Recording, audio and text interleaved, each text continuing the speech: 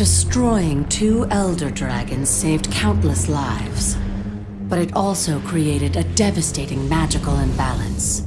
Unique energy spectrums from the dead dragons surged across the globe. The world's magic devolved into chaos as the unbound dragon power spread and merged into dangerous new forms. New enemies appeared to exploit the crisis. Worst of these was one of the long-absent human deities, Balthazar, god of fire and war. Balthazar disguised himself to muster an army and absorb magic to regain his lost power.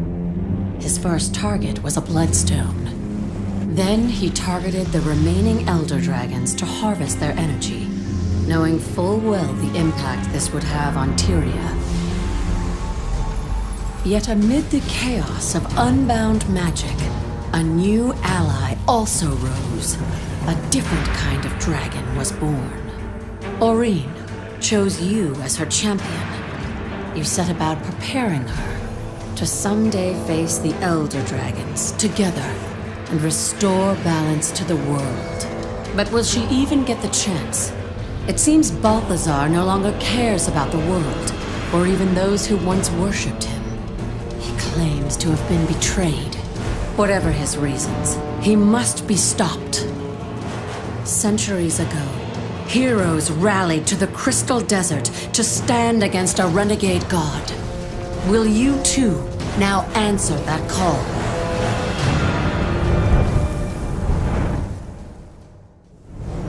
Hello everyone, and thank you for joining us today as we announce the next expansion for Guild Wars 2. Those of you who've been following us this past year know that we've been all about delivering a steady stream of quality new content. We shipped a full season of Living World, 6 episodes with 6 new open world zones, plus new fractals and raids, PvP and World vs. World updates, legendary weapons and armor, and more. Well, we're not letting up the pace. We've designed the next expansion to slot in seamlessly, starting right from where we left off in last week's season finale, and leading right to the premiere of Season 4, all with no breaks in content delivery.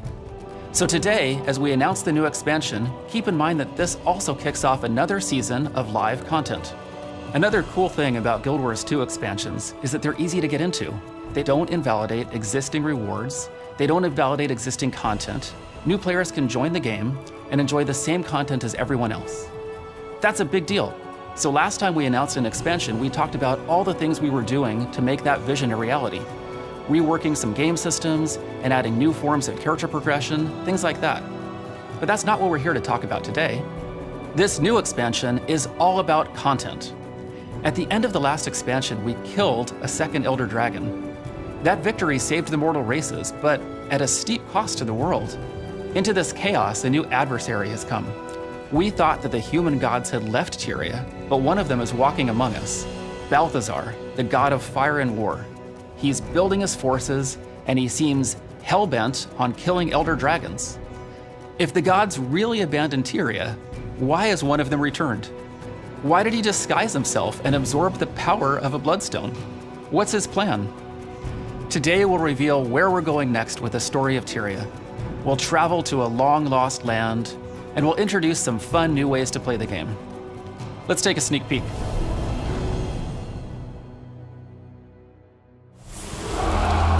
Commander, there's something I have to tell you. I went into the mists after my sword, but I found something else.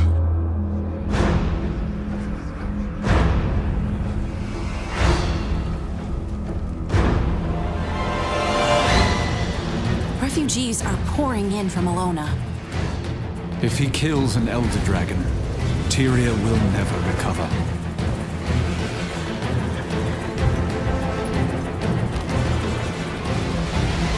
They cannot stand in the glory of Balthazar's light.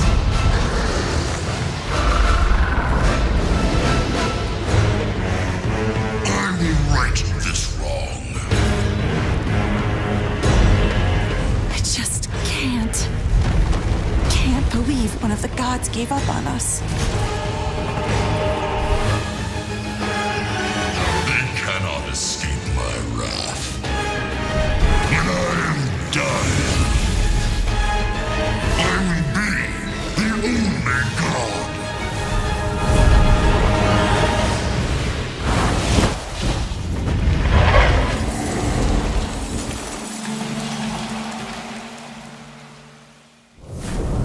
the next expansion for Guild Wars 2, Path of Fire. Path of Fire continues the story right where we left off, tracking Balthazar as he hunts an Elder Dragon.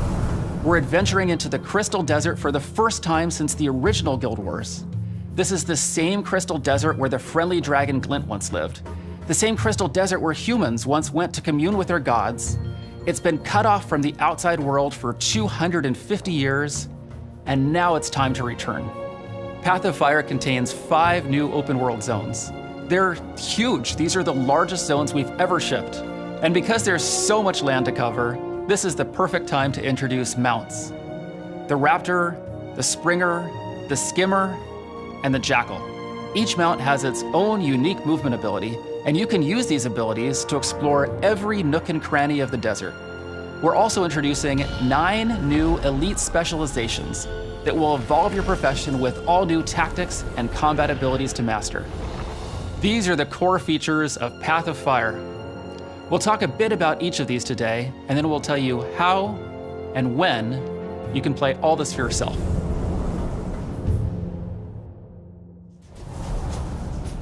In Path of Fire, we were returning back to the Crystal Desert and to Northern Alona. We wanted to go back to a place that means a lot to players and has history for the franchise, but we wanted to look at something that is now fresh.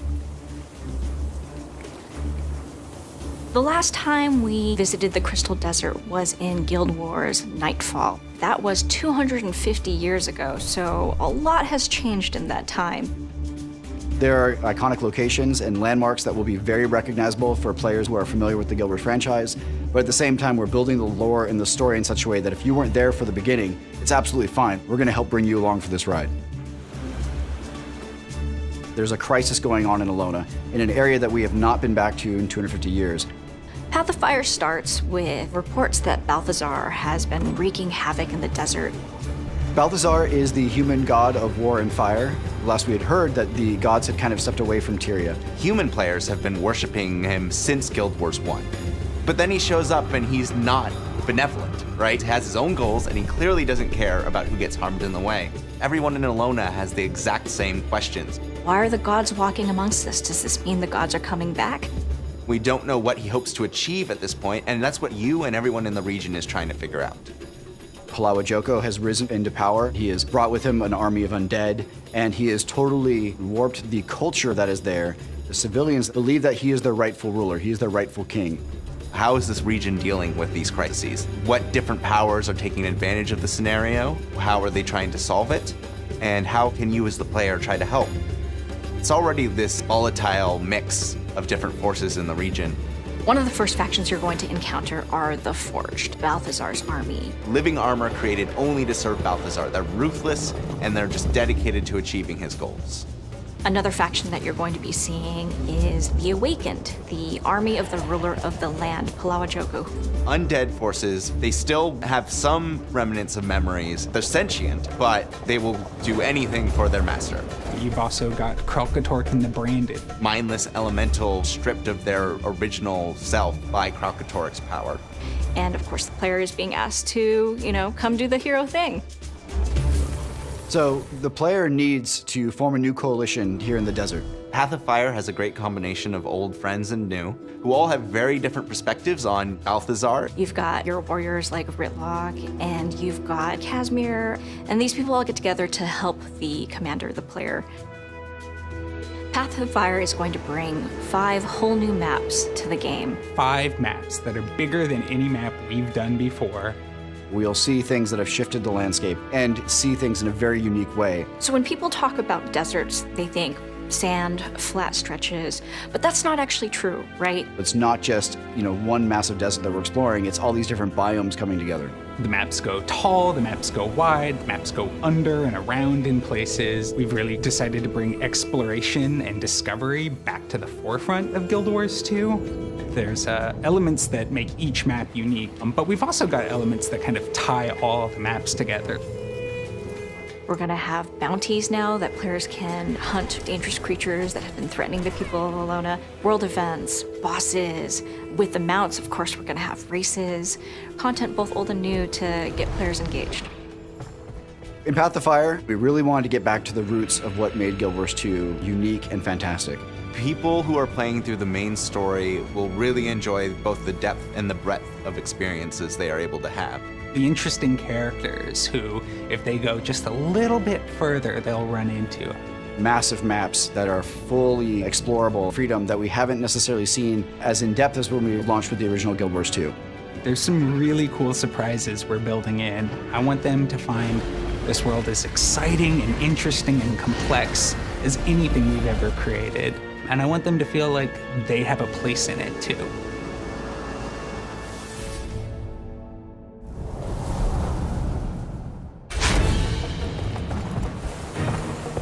In Path of Fire, we wanted to build upon the mastery system that we started with Heart of Thorns. So we're introducing mounts for the first time into Guild Wars 2. Historically in games, mounts are about traveling fast. To us, mounts are so much more. A phrase we use a lot in the office is the joy of movement. It should feel exciting to move across the Alolan Desert in a variety of ways. Each mount has its own movement ability, its own places that it can get to and no other mount can.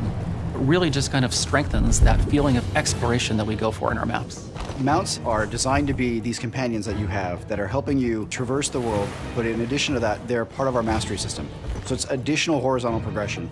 The idea here is that the mounts themselves are your ally. They're not just a creature that you're riding, they're a companion that's taking you on this journey that allows you to get across puzzles in ways that we hadn't thought possible before now. The first mount that players get access to is the Raptor, which has this enormous leap. It can jump across canyons and over roofs. This can be used to reach areas that might be off limits normally to a player. Mounts are not really intended to be a combat tool, they're more of a movement tool. But all of the mounts have a single skill that they can use to engage you into combat. The Raptor's engage skill is this tail spin. It can like pull enemies together, so it's really good for starting off big fights. The next mount most players will encounter is the Springer, just kind of like a mutant bunny or a slightly cuddlier jackalope. It has this leap that takes it up really high in the air. It's a charged up jump, and the longer that you charge it up, the higher up you'll go. And it can also be used to get access to some really fantastic stuff. The Skimmer is a really interesting mount. It's this manta-like creature with undulating wings and a strange mystical vibe. He always hovers some distance over the ground. That means he also hovers over things like water or other things that normally would stop your motion. If you're interested in getting to the most forbidding areas, it's going to be really awesome to have the Skimmer. The Jackal is a beast all unto itself. It's created with magical energies, it's living dust. Its primary movement tool is to blink forward a very short distance, so you can use it to cross short gaps. Unlike the Raptor, he's able to change direction in midair, so you can solve certain puzzles that need precise directional movement.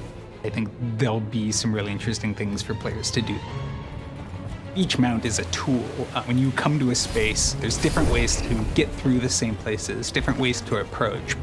There's something really fun just about being in the Crystal Desert, moving in this way. And that just opens up the possibility of building places that aren't like anything players have seen in Guild Wars before.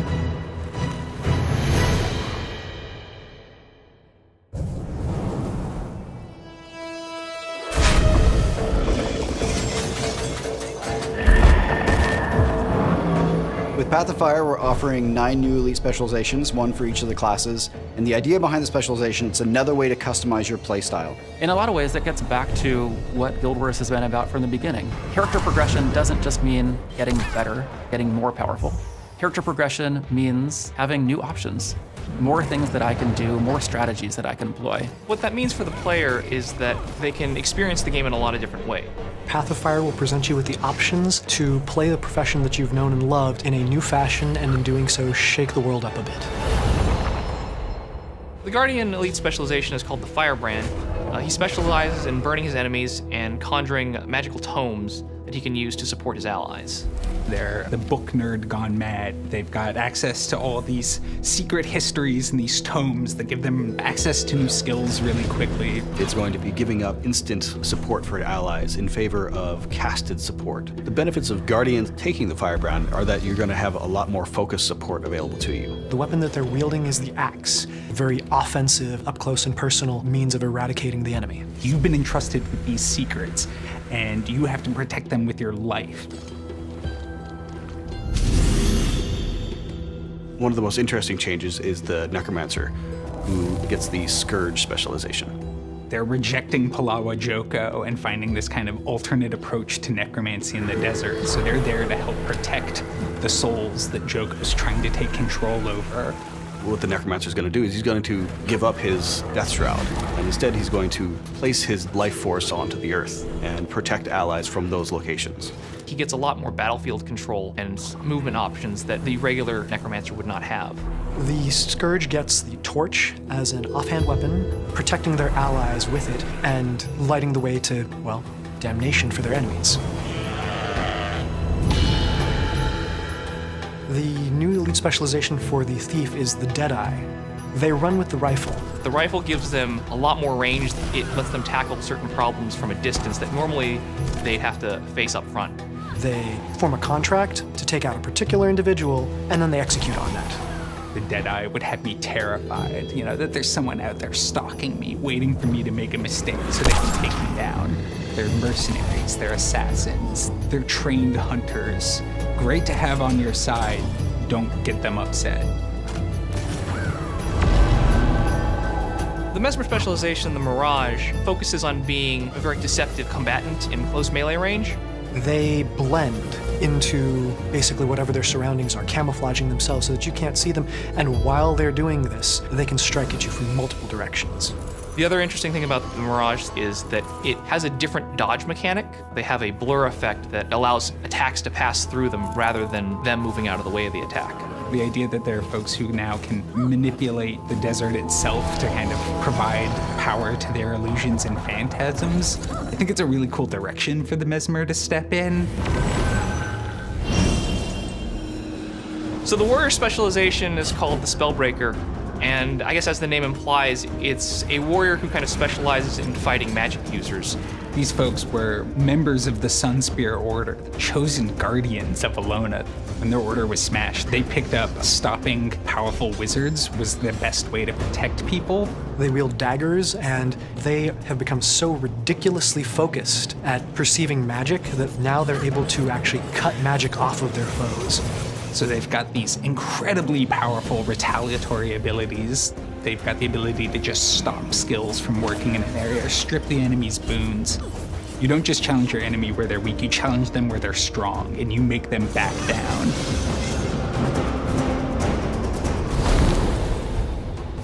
The Weaver is an elementalist who has decided that they are going to specialize in the desert in wielding multiple attunements at once. Elementalists normally cycle through their magic one after the other, but the Weaver is combining them and creating these new elements out of the two, this kind of hybrid magic. The Weaver can have 2 fire skills, 2 water skills, and then a 5th skill that is a fire and water skill simultaneously. The weapon that they're going to be wielding is one that elementalists have long requested, the sword. So they will be picking up the access to imbue their blades with sabers of lightning, earthen hilts. Playing a Weaver has this really interesting rhythm to it that is really cool. You can really surprise your opponents, catch people off guard, and keep a sense of flexibility. Your enemy doesn't know what you're about to do, and I think there's something really cool there.